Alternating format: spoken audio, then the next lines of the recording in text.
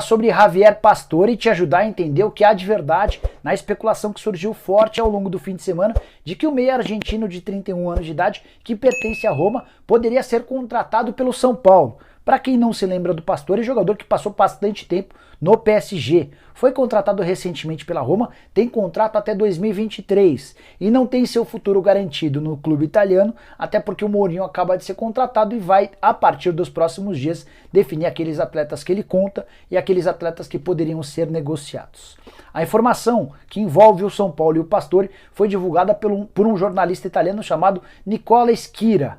Ele afirma que o São Paulo sondou, quis entender as condições do Pastore. Foi o suficiente para muito torcedor são paulino já começar a se empolgar com a ideia de que o argentino viraria reforço do tricolor. Mas, antes de trazer a palavra do Júlio Casares, só queria colocar alguns elementos para vocês entenderem bem como é que está funcionando essa história.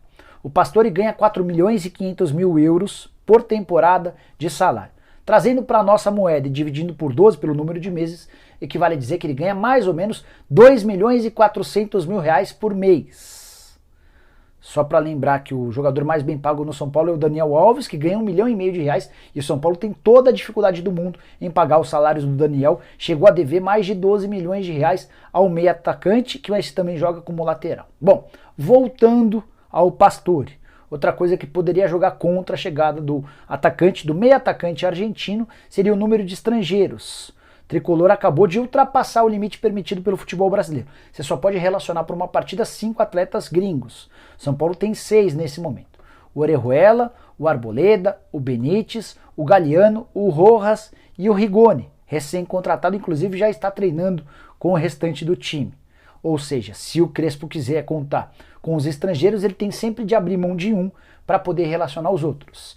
Se o Pastore fosse contratado, seriam 2 atletas que precisariam ser excluídos a cada partida. De qualquer forma, fui checar com o Júlio Casares, chequei com 2 fontes. Uma primeira fonte já havia me garantido, ainda durante o programa, durante a live do Nicola desse domingo, que não tinha nada.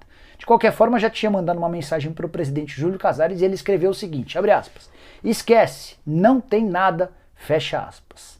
Por conta das cifras, por conta da condição dos estrangeiros e por conta de toda a dificuldade envolvida no São Paulo na contratação de atletas, não haverá essa possibilidade. Contei para vocês nesse domingo que um nome que agrada a diretoria e a comissão técnica é o do Diego Valois.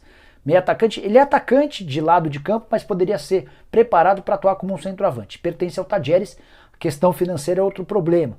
O time argentino quer entre 4 e 5 milhões de dólares. Se você não assistiu a esse vídeo, vou deixar o link para que você tenha mais informações. Só para completar sobre o São Paulo, também contei para vocês com exclusividade nesse domingo que o tricolor acaba de fechar um empréstimo do Danilo Gomes, ponta esquerda, revelado na base, lá em Cotia, para o Cuiabá. Jogador que estava desde o ano passado emprestado ao Atlético Goianiense com o fim dos estaduais. Ele foi devolvido ao São Paulo, por lá disputou 33 partidas e marcou 4 gols.